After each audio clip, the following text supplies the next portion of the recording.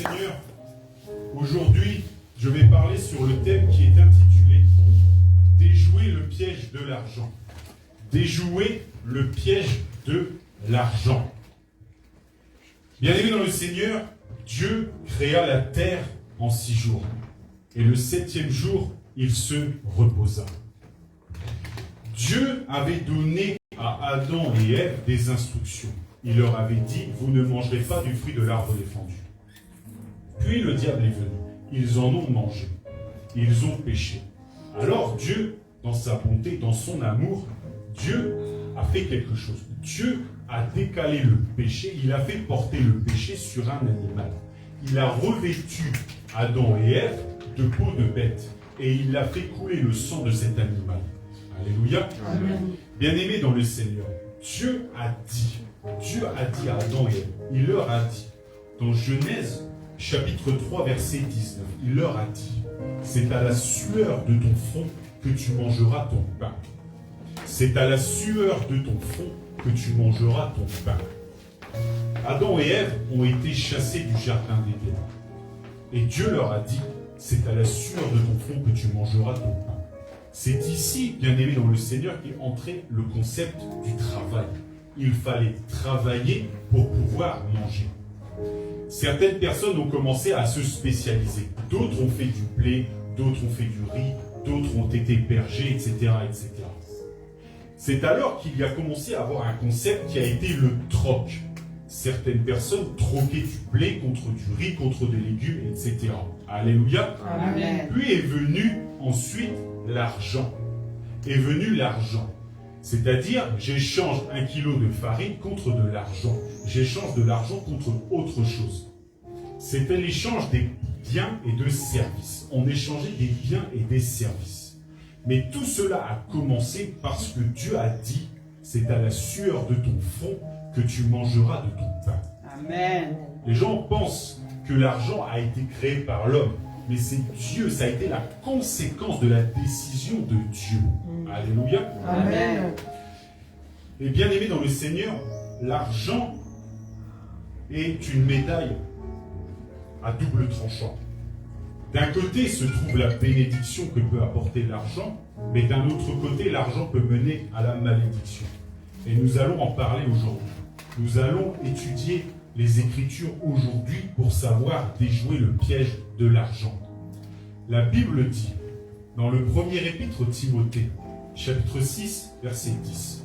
Premier épître à Timothée, chapitre 6, verset 10. Car l'amour de l'argent est une racine de tous les maux.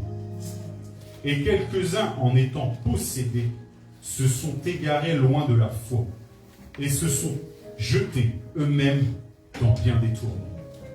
Car l'amour de l'argent est une racine de tous les maux. Et quelques-uns, en étant possédés, se sont jetés eux-mêmes dans bien des tourments et se sont jetés loin de la foi. Alléluia. Amen. L'argent qui était censé être une bénédiction, vous voyez qu'elle peut apporter la malédiction. Car il n'y a rien de plus terrible que d'être égaré dans la foi, que d'être dans les tourments, que d'être dans les problèmes, que d'être dans les difficultés à cause de l'argent. Le monde d'aujourd'hui dit, l'argent t'amènera le bonheur. L'argent t'amènera les choses matérielles. L'argent t'amènera tout ça et tu verras, tu seras heureux.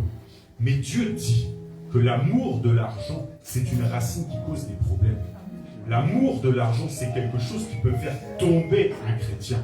Et nous devons être vigilants là-dessus.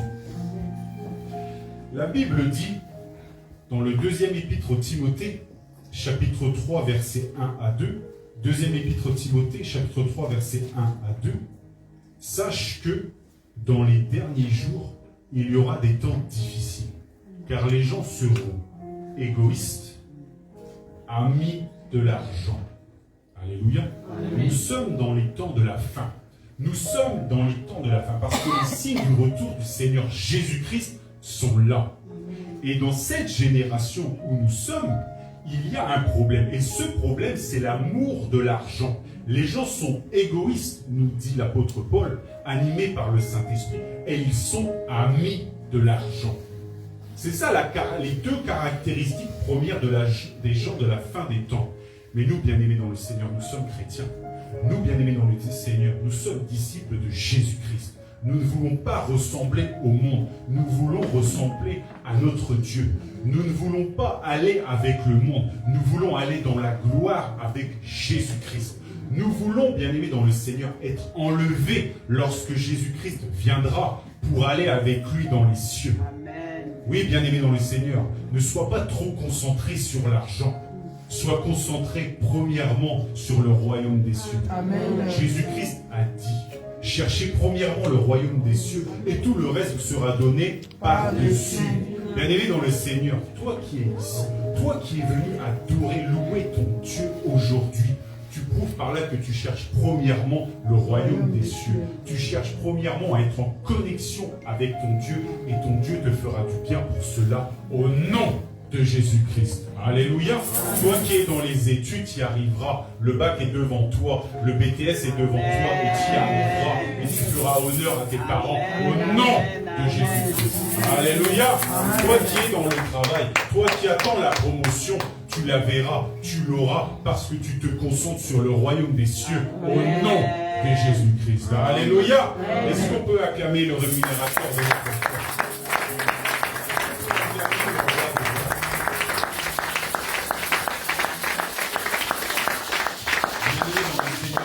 L'amour de l'argent est une racine de tous les maux. Notez ici qu'il est écrit ami de l'argent. Ami de l'argent. Le problème, bien aimé, ce n'est pas l'argent. Le problème, c'est d'être ami de l'argent. D'être ami de l'argent. Et c'est cela que nous allons voir aujourd'hui, ce que ça signifie d'être ami de l'argent. Bien aimé le Seigneur, tout d'abord, Dieu n'est pas contre l'argent. Raison pour laquelle il permet bien sûr les offrandes, il permet les dîmes, il permet les actions de grâce. Mais tout cela, bien aimé dans le Seigneur, ça n'est qu'un outil. L'argent n'est qu'un outil pour faire des échanges. Il ne faut pas chercher premièrement ça, mais chercher premièrement Dieu. Nous arrivons à notre première lecture. Matthieu, chapitre 17, versets 24 à 27. Matthieu, chapitre 17, versets 24 à 27.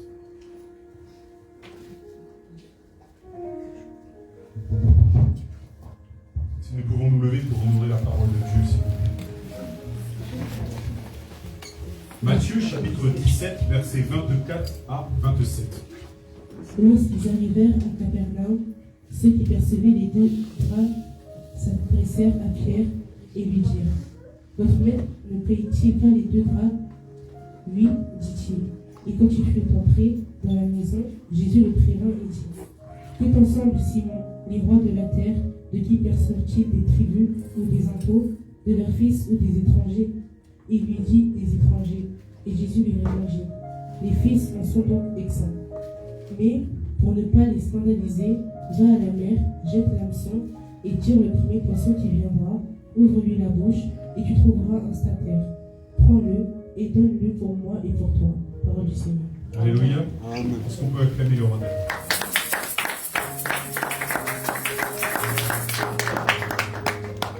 Seigneur Jésus-Christ, le Dieu Tout-Puissant, le Seigneur de gloire, Dieu qui s'est fait chair, vient à Capernaum.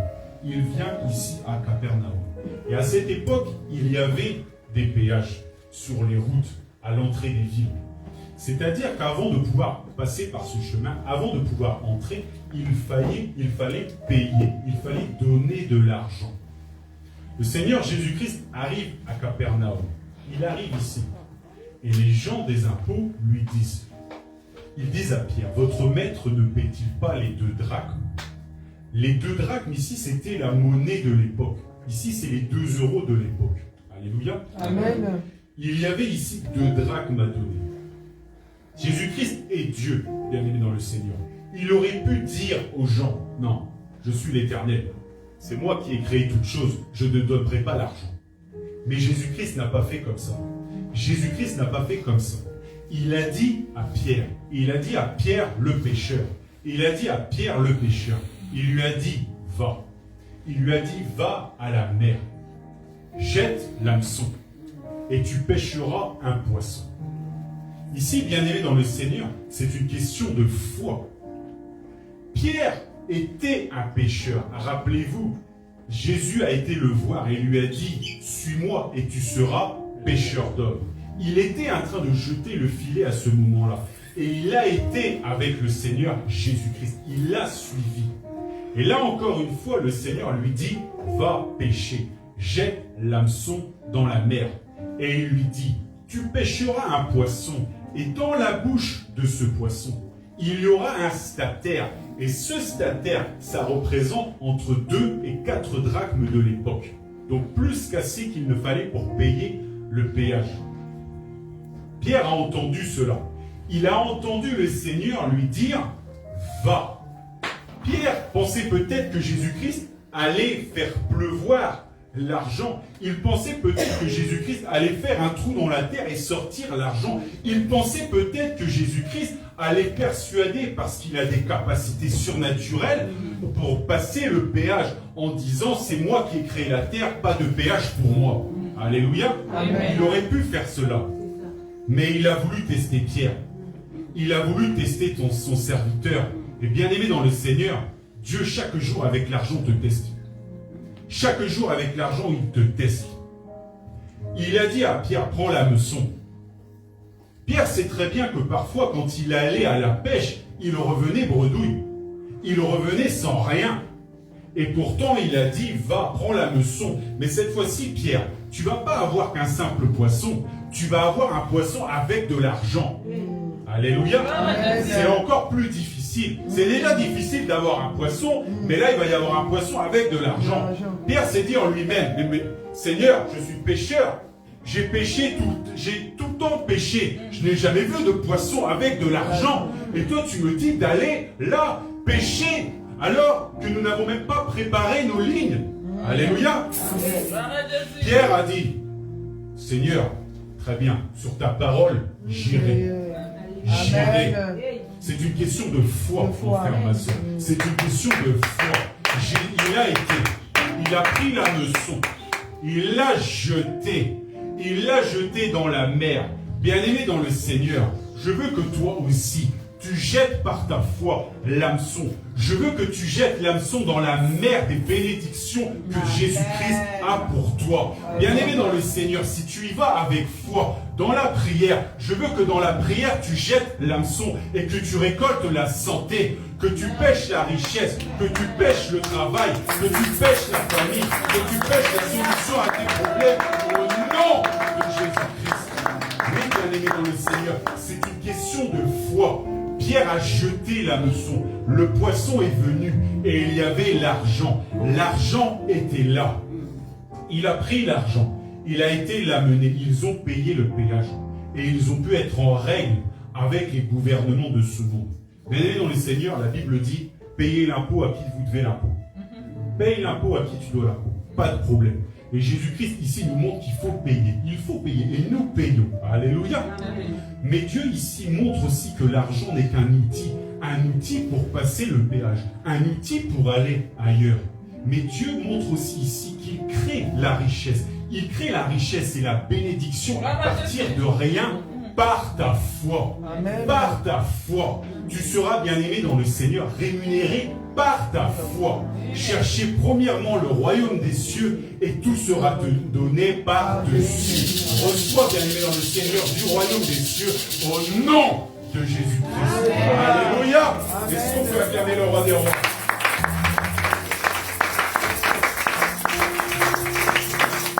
L'argent ici fut gagné, pris par la foi. Et il fut dépensé. Il n'a pas été stocké, il a été dépensé. Alléluia. Amen. Cela dit, bien aimé dans le Seigneur, quand nous travaillons, Dieu dit bien sûr, c'est à la sueur de ton front que tu mangeras de ton pain. Donc il faut travailler. Quand nous pouvons travailler, il faut travailler. Et donc, là, l'argent, quand nous travaillons, parfois nous le stockons. Nous le stockons à la banque. Alléluia. Et ça, bien aimé dans le Seigneur, ça peut ouvrir aussi d'autres problèmes. Et il faut savoir déjouer le piège de l'argent. Car l'amour de l'argent est une racine de tous les maux. Et quelques-uns en étant possédés. Possédés, ça veut dire qu'ils ont ça dans leur cœur. Ils se sont égarés loin de la foi. Et ils se sont jetés eux-mêmes dans bien des tourments. Mais dans le Seigneur, nous allons parler d'un qui s'est jeté lui-même dans bien des tourments. Il s'agit du jeune homme. Du jeune homme, la Bible dit riche. Le jeune homme riche. Nous lisons l'évangile de Matthieu, chapitre 19, verset 16. Nous allons commencer verset 16 à 22. Évangile de Matthieu, chapitre 19, verset 16 à 22. Et voici, un homme s'approcha et dit à Jésus, « Maître, que dois-je faire de bon pour avoir la vie éternelle ?» Il lui répondit, « Pourquoi m'interroges-tu sur ce qui est bon? Un seul est le bon. Si tu veux entrer dans la vie, observe les commandements. » « Lesquels ?» lui dit-il. Et Jésus répondit, « Tu ne tueras point, tu ne commettras point d'adultère, tu ne déroberas point, tu ne diras point de faux témoignages. Honore ton père et ta mère, et tu aimeras ton prochain comme toi-même. » Le jeune homme lui dit, « J'ai observé toutes ces choses, que me manque-t-il encore ?» Jésus lui dit, « Si tu veux être parfait, va, vends ce que tu possèdes, donne-le aux pauvres, et tu auras un trésor dans le ciel. Puis viens et suis-moi. » Après avoir entendu ces paroles, le jeune homme s'en alla tout triste, car il avait de grands biens. Alléluia. Amen. Alléluia. Amen. Nous venons, bien aimés dans le Seigneur, lire ici un passage où il y avait un jeune homme riche. Sa caractéristique est qu'il est riche. Bien aimés dans le Seigneur, il a vu le Seigneur Jésus-Christ. Il a vu le Dieu Tout-Puissant. Il a dit, celui-là, je vais aller lui parler. Je vais aller le voir. J'ai entendu parler de ses miracles. J'ai entendu parler de ses prodiges. Lui, il a quelque chose de spécial. Lui, il est grand. Alléluia. Je vais aller le voir. Alors le voici, malgré ses richesses, malgré son argent, le voici devant le Seigneur. Et il l'interroge. Et il lui pose la question la plus importante de ta vie. Et cette question est, que dois-je faire de bon pour avoir la vie éternelle? Bien-aimé dans le Seigneur, Dieu a mis dans ton cœur la quête de l'éternité. La quête de l'éternité. Chaque personne ici-bas sur terre s'est déjà posé une fois cette question. La quête de l'éternité. Comment vivre éternellement? Et nous avons cette solution. Dieu nous a donné cette solution à la croix en portant nos péchés. Dieu a retiré la malédiction et nous a donné la bénédiction. Dieu a été pendu au bois. La Bible dit, maudit quiconque est pendu au bois. Et il a fait cela pour nous, par amour. Sois glorifié, sois élevé, Seigneur Dieu. Aujourd'hui et à jamais, nous chanterons tes louanges, nous t'adorerons, Seigneur, pour ton sacrifice, pour ton amour. Personne ne nous aime et nous aimera comme Jésus. Alléluia. Amen. Oui, que dois-je faire pour avoir la vie éternelle? A dit ce jeune homme riche au Seigneur. Le Seigneur va tout d'abord parler d'une chose. Il va parler de l'obéissance. L'obéissance. Il va lui citer les commandements que Dieu a donnés à Moïse. Il va lui dire, tu ne tueras point, tu ne commettras point d'adultère, tu ne déroberas point, tu ne diras point de faux témoignages et honore ton père et ta mère et tu aimeras ton prochain comme toi-même. Alléluia. Il cite les commandements. Remarquez une chose. Il n'a pas commencé par le début. Il n'a pas cité le « tu aimeras le Seigneur ton Dieu de tout ton cœur, de toute ta force, de toute ta pensée ». Il n'a pas commencé par cela. Il n'a pas dit cela ici. Il a parlé des commandements qui viennent après. Et ce jeune homme a répondu, j'ai déjà observé ces choses toute ma jeunesse. Et Jésus-Christ savait. Il savait que ce jeune homme avait observé toutes ces choses depuis sa jeunesse. Il le savait. Mais Jésus-Christ a vu que ce jeune homme riche avait un problème. Raison pour laquelle il lui a dit cela. Le Seigneur Dieu ne dit pas cela à tout le monde. Il relève les problèmes des gens. Et ce jeune homme riche, son problème, c'était la richesse.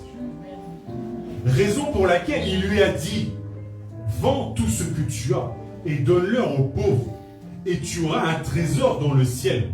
Bien aimé, le Seigneur, si tu vends ce que tu as, tu le donnes aux pauvres. Gloire à Dieu. Mais Dieu ne demande pas ça à tout le monde.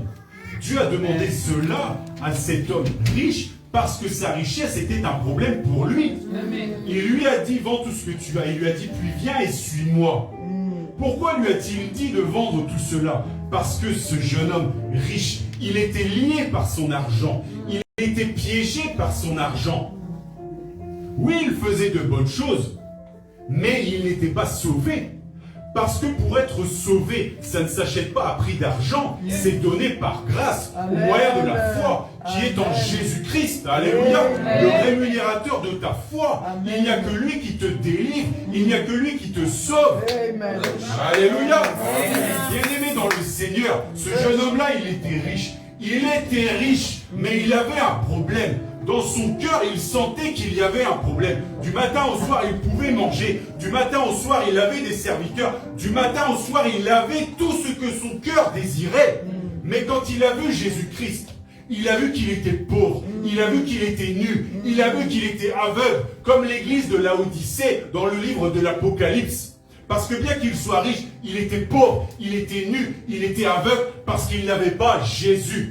Bien-aimé dans le Seigneur, celui qui a Jésus a tout, et tu as tout au prix de ta foi. Tu as tout, bien-aimé dans le Seigneur. Tu as la santé, tu as la réussite, et tu auras la vie éternelle. Dieu prendra soin de toi en toute éternité. Il n'y a pas de plus grand bienfait que cela. Alléluia. Alléluia. Il est vivant. Il est ressuscité. Qui? Jésus. Jésus, Jésus, Jésus, yes. Ce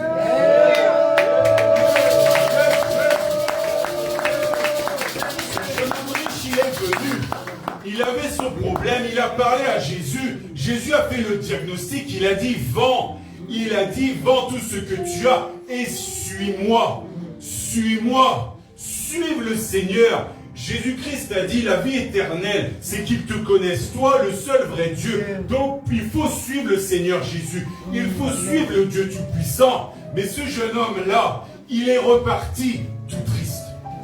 Il a refusé d'être délié. Il a refusé d'être libéré de son argent. Et il est reparti tout triste. Bien dans le Seigneur, on te dit dans ce monde que l'argent te rendra heureux. Eh bien, regarde-le lui. Il est reparti tout triste. Il était en face du Seigneur. Il était en face de celui qui est le chemin, la vérité et la vie. Il était en face de celui qui est la lumière du monde. Il sentait dans son cœur, ce jeune homme, qu'il n'était pas sauvé. Raison pour laquelle il a été voir Jésus-Christ. Il savait que son argent, il sentait que son argent ne lui donnerait pas la solution. Alors il a été interrogé le Seigneur. Et le Seigneur lui a dit, vends tout ça, sois délivré de tout cela, puis viens et suis-moi. Alléluia. Bien-aimé dans le Seigneur, oui, l'argent pour ce jeune homme était une bénédiction. Ça facilite les fins de mois, etc. C'est vrai. Mais là, ici, il était concentré sur cela. Il était ami de l'argent. L'argent était devenu son ami. Ça n'était plus un simple outil pour faire des choses comme Pierre, pour payer le péage. C'était devenu son assurance. C'était devenu la chose sur laquelle il se reposait. Et celui qui se repose sur son argent, il n'a rien. Parce que la santé peut s'en aller. La richesse, nous dit la Bible, peut s'envoler et se faire des ailes. Et cet homme-là, que lui restera-t-il? Il ne lui restera rien. Tandis que celui qui a Jésus-Christ, ça ne s'envolera pas. Parce que Jésus-Christ a dit sa présence. Il a dit, je suis avec vous jusque la fin du monde. Donc lui, il ne s'en ira pas. Si tu restes attaché à sa parole, Dieu Tout-Puissant ne s'en ira pas. Et il te bénira comme il a béni les apôtres et tout le peuple qu'il a croisé. Toutes les personnes qui avaient la foi pour être sauvées. Alléluia. Amen. Oui, bien aimé dans le Seigneur.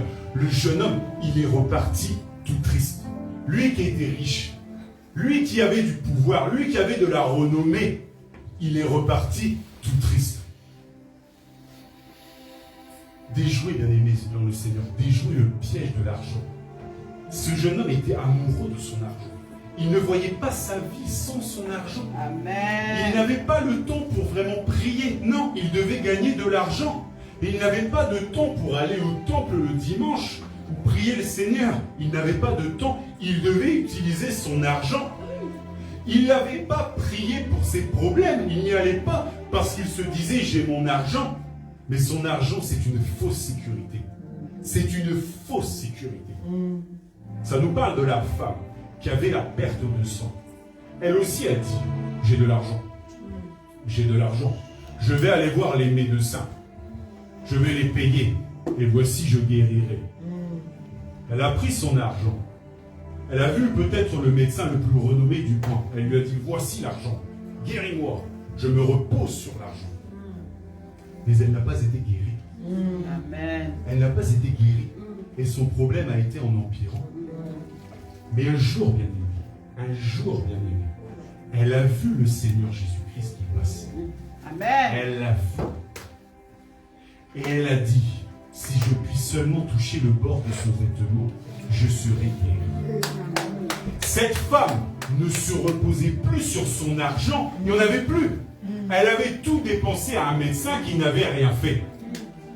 Est-ce que je dis de ne pas aller voir le médecin? Non, mais je dis de prier Dieu avant d'aller voir le médecin. Amen. Alléluia. Elle a été voir les médecins et son argent ne l'a pas sauvée. Mais quand elle a été à Jésus-Christ, Dieu lui a donné la solution. Et quand tu viens à Jésus-Christ, Dieu te donnera la solution au nom de Jésus-Christ. Oui, bien-aimés dans le Seigneur, les gens sont amis de l'argent. Certains sont amis de l'argent, mais l'argent ne les aide pas. Au jour de la détresse, au jour du jugement, seul l'Éternel est notre flambeau. Seul l'Éternel nous délivre de la colère à venir. Seul l'Éternel fait avec nous une alliance toute puissance qui peut nous élever, qui peut nous guérir, qui peut nous restaurer, qui peut nous faire jaillir jusque dans la vie éternelle. Alléluia! Oui, bien-aimés dans le Seigneur, déjouer le piège de l'argent. Job n'avait pas cette attitude avec l'argent. Job, lui, était riche. Job était riche. Et un jour est venu les problèmes. Un jour sont venues les difficultés. De riche, il est devenu pauvre. Étant en santé, il est devenu malade. Mais Job était différent. Parce que Job, lui, lorsqu'il voyait ses enfants du temps où il était riche aller par le monde, il faisait des sacrifices. Il faisait des sacrifices pour eux en disant, Seigneur, je ne suis pas toujours avec eux, donc je fais des sacrifices. Les gens l'ont peut-être regardé et lui ont dit, hé, pourquoi tu veux sacrifier tous ces bétails-là? Ça vaut de l'argent. Mais Job disait, moi je le sacrifie parce que je crois en Dieu, je ne crois pas en l'argent. C'était Dieu d'abord dans son cœur. Bien-aimé dans le Seigneur, c'est Dieu d'abord dans ton cœur et l'argent après. Amen. Alléluia. Amen. Et c'est là que beaucoup de gens se perdent, parce qu'ils veulent avoir l'argent. Ils ne comptent que par l'argent. Ils ne pensent qu'à ça jour et nuit. Et ça les éloigne du Seigneur, parce que la Bible dit, après ils en sont possédés de l'amour de l'argent, et ils se sont égarés loin de la foi. Et là après viennent les problèmes. Job, de riche, est devenu pauvre. Sa femme lui a dit, maudit Dieu et meurt. Mais Job n'a pas maudit Dieu. Job n'a pas lâché le Seigneur. Job, il est resté intègre. Il a dit, je suis sorti nu du ventre de ma mère et je retournerai nu dans le sein de la terre. Béni soit l'Éternel. L'Éternel a donné, l'Éternel a repris. Béni soit l'Éternel. Alléluia. Il avait la véritable richesse qui est d'avoir la foi en Jésus-Christ, d'être en relation avec Jésus-Christ. Il ne faut pas être ami de l'argent, il faut être ami de Jésus-Christ. Mais si tu es ami de l'argent, tu ne peux plus être ami de Jésus-Christ. Et Job, il avait l'attitude d'un riche pour Dieu. Et il pouvait avoir la richesse. Parce que pour lui, ça n'était pas un piège. Parce que quand il était devenu pauvre, il n'a pas renié le Seigneur. Et Dieu l'a restauré dans son état. Dieu lui a rendu, la Bible dit, au double. Il lui a rendu au double de tout ce qu'il possédait. Il l'a restauré et il l'a fait pousser. Parce que Job avait un cœur, premièrement, pour le Seigneur. Et même s'il avait toute la richesse du monde, son cœur ne se détournerait pas loin de l'Éternel. Alléluia. Ça, c'est l'attitude d'un chrétien bouillant. Ça, c'est l'attitude de quelqu'un qui ne se laisse pas abattre par le gré des circonstances. Il ne regarde pas à son compte en banque, il regarde à Dieu. Alléluia. Amen. Ça, c'est l'attitude. Mais ce jeune homme riche, il est parti tout triste. Les apôtres ont regardé le Seigneur et ils lui ont dit, Seigneur, nous allons le reprendre. Évangile de Matthieu, chapitre 19, versets 23 à 30. Évangile de Matthieu, chapitre 19, versets 23 à 30. Jésus dit à ses disciples, je vous le dis en vérité, un riche entrera difficilement dans le royaume des cieux. Je vous le dis encore, il est plus facile à un chameau de passer par le trou d'une aiguille qu'à un riche d'entrer dans le royaume de Dieu. Les disciples ayant entendu cela furent très étonnés et dirent, qui peut donc être sauvé? Jésus les regarda et leur dit, aux hommes cela est impossible, mais à Dieu tout est possible. Amen. Bien-aimés dans le Seigneur, à Dieu tout est possible. Mais les apôtres ont eu cette question pleine de sens. Qui peut être sauvé? Pourquoi ont-ils dit cela? Parce que dans une certaine mesure, tout le monde se repose sur l'argent. On se dit, on a cet argent-là, donc on pourra avoir cela. Alléluia. Amen. Et eux aussi avaient une bourse. Et avec cette bourse, ils prenaient aussi du pain, ils s'achetaient aussi de la nourriture du temps où ils étaient avec le Seigneur. Donc dans une certaine mesure, ils se confiaient aussi dans l'argent. Alléluia. Amen. Dans une certaine mesure, bien-aimés dans le Seigneur, ils avaient foi en l'argent. Et c'est là le problème, bien-aimés dans le Seigneur. Parce que l'argent est une croyance. L'argent est une croyance. Je crois que l'argent vaut cela, donc j'aurai cela avec ça. Alléluia. Amen. Mais il ne faut jamais que ta croyance en l'argent dépasse la croyance en Dieu. Alléluia. Amen. C'est là ici que des gens se perdent parce qu'ils croient plus en l'argent qu'en Dieu. Ils n'adorent plus le Seigneur Dieu en premier, mais leur argent. Alléluia. Amen. C'est là le point clé. L'argent peut devenir une croyance où les gens se confient, une croyance où les gens mettent toute leur énergie. Le frère, la sœur n'a plus le temps de venir à l'église. Non, il travaille pour l'argent. Mais à quoi va lui servir l'argent?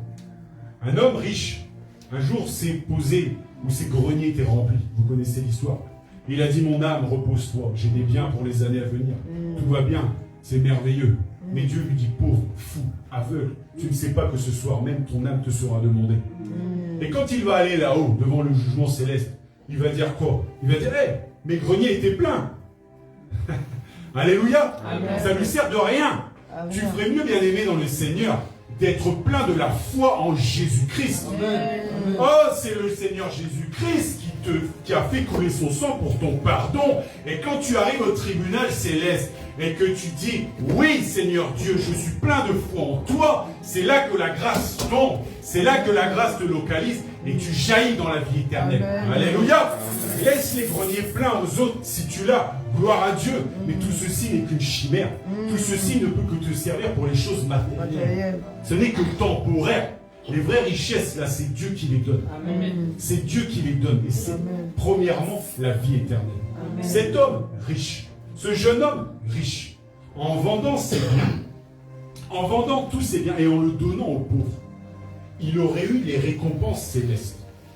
Ça, c'est la deuxième chose. Parce que tu rentres au royaume des cieux parce que tu as foi en Jésus-Christ. Et ensuite, vient les œuvres. Quelle œuvre as-tu fait? Et cette œuvre-là, Dieu ajoute à ta bénédiction. Parce que Dieu regardera ce que tu as fait pendant ta vie. Et si ce jeune homme avait vendu ses biens, alors c'est à ce moment-là qu'il aurait eu de grandes bénédictions. Si et seulement si, il rentre par la foi en Dieu le Fils dans la vie éternelle. S'il est lavé par le sang qui a coulé à Golgotha. Alléluia. Amen. Mais il a préféré partir. Il a préféré partir. Et donc les apôtres ont dit, qui peut être sauvé? Qui peut être sauvé? Et il a dit, Seigneur Jésus-Christ, cela est impossible aux hommes, mais tout est possible à Dieu. Nous qui essayerons d'être parfaits, nous qui essayerons de lutter, et nous devons lutter, alléluia, nous ne serons jamais parfaits comme Jésus. Parce que cela est impossible aux hommes. Mais bien aimé dans le Seigneur, Dieu te rend parfait. Amen. Dieu te rend parfait parce qu'il te lave. Dieu te rend parfait parce qu'à Golgotha, son sang a coulé. Dieu te purifie de tous tes péchés parce qu'il a dit à la croix, tout est accompli. Alors oui, bien aimé dans le Seigneur, c'est là que tu deviens parfait. Parfait sous le jugement parce que ton péché n'existe plus parce que Jésus-Christ a payé le prix pour toi. Amen. Alléluia. Amen. Est-ce qu'on peut acclamer le roi des rois?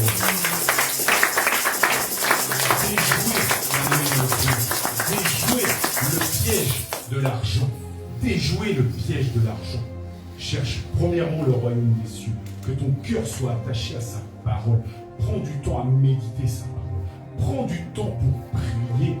Ça, bien aimé dans le Seigneur, c'est les vraies richesses. Ça, c'est les richesses qui ne te seront pas ôtées.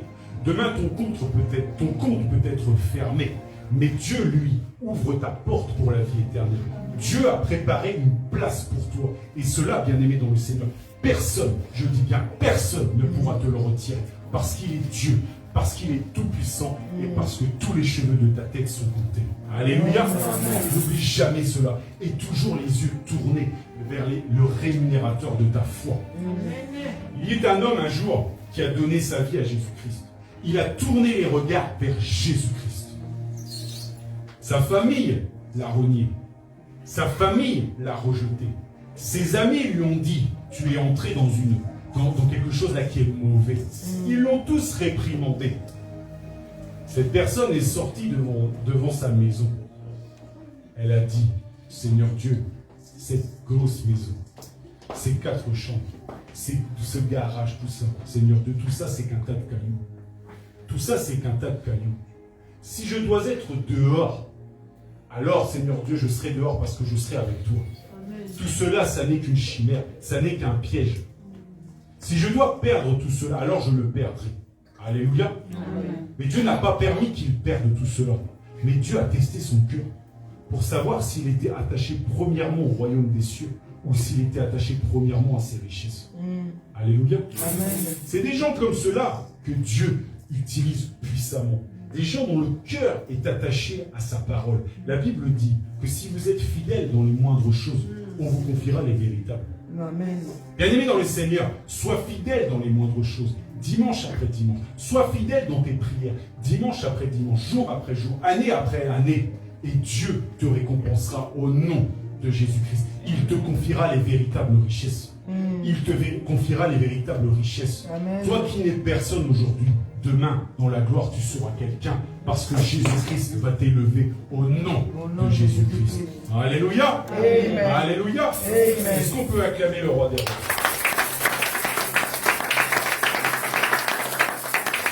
Bien-aimé dans le Seigneur, ne t'égare pas. Ne t'égare pas. La Bible dit, vous ne pouvez servir Dieu et maman. Et une autre version dit, Dieu et l'argent. C'est-à-dire que celui qui prend tout son temps pour l'argent, il n'a plus le temps pour Dieu. L'argent n'est qu'un outil, bien-aimé. Il faut garder de la disponibilité pour Dieu. Il faut prier dans le lieu secret. Tu ne peux servir Dieu et l'argent. L'argent n'est pas mauvais, mais c'est la relation avec l'argent qui est mauvaise. On n'est pas en relation avec l'argent. L'argent n'est qu'un outil. On est en relation avec Dieu. On est de sa famille. On est cohéritier de Christ. On n'est pas de la famille de Monsieur Euro. On n'est pas de la famille de Monsieur Dollar. On est voyageurs sur cette terre. Et Dieu nous attend. Dieu va venir nous chercher. Sois-en certains. Alléluia. Amen. Bien-aimés dans le Seigneur, Dieu n'est pas contre l'argent. Dieu n'est pas contre l'argent. Mais Dieu veut qu'une partie de cet argent soit donnée dans son œuvre pour sa gloire. Parce que ça permet à Dieu de voir comment est l'état de ton cœur. Lorsque tu donnes à Dieu, Dieu voit que tu n'es pas attaché à l'argent, il voit que tu es attaché plus à lui. Alléluia. Et ça, c'est très bon pour toi. Ça, c'est très bon pour toi. Parce qu'il voit que tu ne sers pas maman. Il voit que tu ne sers pas l'argent. Il voit que tu le sers lui. Dieu aurait pu convaincre les gouvernements de ce monde de dire que tous les loyers des églises seraient gratuits, etc. Il aurait pu aussi lever cette barrière au péage, mais il ne l'a pas voulu ainsi. Il a voulu que les frères et sœurs contribuent. Il a voulu que les frères et sœurs donnent de leur argent. Il a voulu cela. Alléluia. Amen. Dieu n'est pas un Dieu de hasard. Dieu n'est pas un Dieu du peut-être. Alléluia. Amen. Il est le Dieu qui est sûr. Il est le Dieu qui a sa volonté définie, son plan parfait. Et nous, qui sommes ici, qui venons dans la présence du Seigneur, nous devons aussi savoir déjouer un dernier piège de l'argent. Si ton cœur est attaché à Dieu, gloire à Dieu, Si ton cœur est éloigné de l'argent et attaché à Dieu, gloire à Dieu. Si tu es ami de Dieu, gloire à Dieu. Alléluia. Amen. Mais même quand tu donnes, il faut faire attention. Il faut faire attention. Parce qu'il y avait un jour deux personnes. L'une s'appelait Ananias, l'autre s'appelait Saphira. Ils sont venus présenter une offrande. Ils sont venus donner à Dieu. Mais Dieu n'était pas content. Et nous allons voir pour cela. Nous allons voir cela pour nous en prémunir. Alléluia. Amen. Nous lisons l'évangile de Luc, chapitre 20, versets 21 à 26. Évangile de Luc, chapitre 20, versets 21 à 26. Ces gens lui posèrent cette question. Maître, nous savons que tu parles et enseignes droitement, et que tu ne regardes pas à l'apparence, mais que tu enseignes la voie de Dieu selon la vérité. Nous est-il permis ou non de payer le tribut à César? Jésus, apercevant leur ruse, leur répondit. Montrez-moi un denier. De qui porte-t-il l'effigie et l'inscription? De César, répondirent-ils. Alors il leur dit, rendez donc à César ce qui est à César, et à Dieu ce qui est à Dieu. Bien-aimés dans le Seigneur, rendons donc à César ce qui est à César et à Dieu ce qui est à Dieu. Ça, c'est Dieu qui montre que oui, il y a une différence entre ce que nous devons à notre Dieu, qui est l'amour envers notre Dieu, le service et l'argent pour ce monde. Alléluia. Pardonnez-moi, c'est Actes des Apôtres, chapitre 5, versets 1 à 10 que nous lisons. Actes des Apôtres, chapitre 5, versets 1 à 10. Mais un homme nommé Ananias, avec Saphira sa femme, vendit une propriété et retint une partie du prix, sa femme le sachant, puis il apporta le reste et le déposa aux pieds des apôtres. Pierre lui dit, Ananias, pourquoi Satan a-t-il rempli ton cœur au point que tu mentes au Saint-Esprit et que tu aies retenu une partie du prix du champ? S'il n'eût pas été vendu, ne te restait-il pas? Et après qu'il n'a été vendu, le prix n'était-il pas à ta disposition? Comment as-tu pu mettre en ton cœur un pareil dessein? Ce n'est pas à des hommes que tu as menti, mais à Dieu. Ananias, entendant ces paroles, tomba et expira. Une grande crainte saisit tous les auditeurs. Les jeunes gens, s'étant levés, l'enveloppèrent, l'emportèrent et l'ensevelirent. Alléluia. Alléluia. Bien-aimés dans le Seigneur, l'amour de l'argent est une racine de tous les maux. Et ça peut même atteindre le chrétien. Il y avait ici deux personnes, Ananias et Saphira. Ils avaient un champ. Ce champ valait une somme d'argent. Et à cette époque, ils mettaient, les apôtres et les disciples, ils mettaient tout en commun. Chacun apportait de l'argent, vendait des biens, travaillait, etc., etc.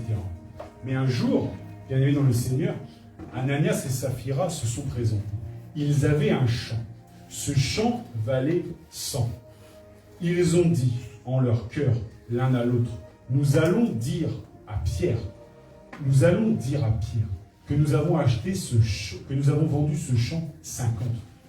Et nous allons dire à tout le monde que nous avons donné l'intégralité de l'argent de ce champ à l'église. Ils vont nous glorifier pour cela. Ils vont nous dire c'est super. Ils vont nous dire c'est génial. Alléluia. Amen. Mais nous allons quand même garder la moitié de l'argent. Personne ne le saura. Personne ne le saura. Nous allons garder cela parce que oui, nous nous reposons sur l'argent. Alléluia. Bien-aimés dans le Seigneur, c'est très dangereux de faire cela. C'est très dangereux. Si tu donnes à Dieu, viens, donne à Dieu. Si tu donnes 1, si tu donnes 10, si tu donnes 100, viens, donne à Dieu. Alléluia. Pourquoi ces gens ont-ils menti? Pourquoi ont-ils voulu dire, nous allons dire que le champ vaut 100, mais vaut 50, mais en réalité, nous allons recueillir 100? Parce qu'ils voulaient garder l'argent. Ils voulaient garder une partie de l'argent. Et la sentence du Seigneur a été brutale. La sentence du Seigneur a été directe. Pierre a dit, comment Satan a-t-il pu mettre dans vos cœurs pareil dessein? Ce n'est pas un homme que vous avez menti. Vous m'avez dit que le champ, vous l'avez vendu 50 et que vous avez donné tout l'argent pour l'église. Gloire à Dieu. Mais il a dit, mais vous n'avez pas, c'est pas ce que vous avez fait, vous l'avez vendu plus cher. Vous avez menti. Et vous avez menti à tous nos frères. Et vous avez menti à Dieu. Parce que vous cherchiez la gloire. Vous cherchiez ici-bas dans votre don la reconnaissance. Mais Pierre leur a dit, vous n'étiez pas obligés de donner tout. Vous auriez pu donner la moitié Un quart, parce qu'il dit, si vous aviez donné telle somme, le reste, ne vous restait-il pas? Alléluia. Il n'y avait pas d'obligation, parce que Dieu veut que l'on vienne lui donner avec un cœur pur. Dieu veut que l'on vienne donner ses offrandes et ses dîmes avec un cœur pur. Il ne veut pas qu'on mente sur le montant de la dîme. Alléluia. Il veut qu'on donne cela avec un cœur pur. Mais eux, ils n'avaient pas le cœur pur. Ils ont menti. Ils ont menti à Dieu. Et la sentence a été brutale. Il a dit, Pierre, il a dit, comment vous êtes-vous, pourquoi Satan a-t-il rempli ton cœur au point que tu mentes au Saint-Esprit et que tu aies retenu une partie du prix du change? Comment as-tu pu mettre en ton cœur un pareil dessein? Ananias, entendant ces paroles, tomba et expira. Alléluia. Amen. La colère de Dieu est tombée sur lui. Lui qui voulait faire un bienfait, il voulait donner pour l'œuvre de Dieu. C'est bien. Mais il l'a donné en mentant. Il l'a donné avec un cœur pourri par l'argent. Et il a menti à Dieu. Il a péché. Le diable a mis ce piège-là dans son cœur. Et ils n'ont pas réussi, Ananias et Saphira, à le déjouer. Ils sont tombés dedans. Bien-aimés dans le Seigneur, l'argent qui était là, qui aurait pu être une bénédiction qui était donnée pour l'œuvre de Dieu, elle s'est transformée en malédiction. Raison pour laquelle nous devons être très vigilants sur les offrandes et les dîmes. Alléluia. Amen. L'argent, bien-aimé dans le Seigneur, peut être source de bénédiction, mais aussi de malédiction. Et cela dépend d'une chose, l'état de ton cœur. Il faut d'abord la foi en Jésus-Christ. La foi en Jésus-Christ. La Bible dit que nous avons tout pleinement en Jésus-Christ. Nous avons tout pleinement en Jésus-Christ. L'argent n'est qu'un outil, retiens bien cela. Et un jour, lorsque tu seras médecin, un jour, lorsque tu auras réussi tes études, les enfants, n'oubliez jamais une chose. C'est Dieu qui permet que vous réussissiez vos études. C'est Dieu qui permet que vous gagniez votre argent. Alors n'oubliez jamais de venir prier et de venir louer Dieu dimanche après dimanche, semaine après semaine. Cherchez premièrement le royaume des cieux et le reste vous sera donné par-dessus. Alléluia. Amen. Alléluia. Bien-aimés dans le Seigneur, le temps me manque pour vous parler de Balak et Balaam. Je vous laisserai regarder cela à la maison. Mais la logique est encore une fois la même. Un homme de Dieu qui s'égare à cause de l'argent. Cela n'arrive pas qu'aux autres. Il faut être vigilant. Bien-aimés dans le Seigneur, nous allons nous lever. Lève-toi là où tu es. Nous allons nous lever. Nous allons prier. Prier notre Dieu.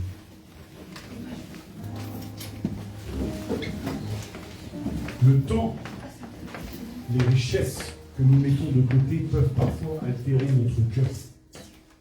Nous allons demander à Dieu de nous restaurer. Nous allons demander à Dieu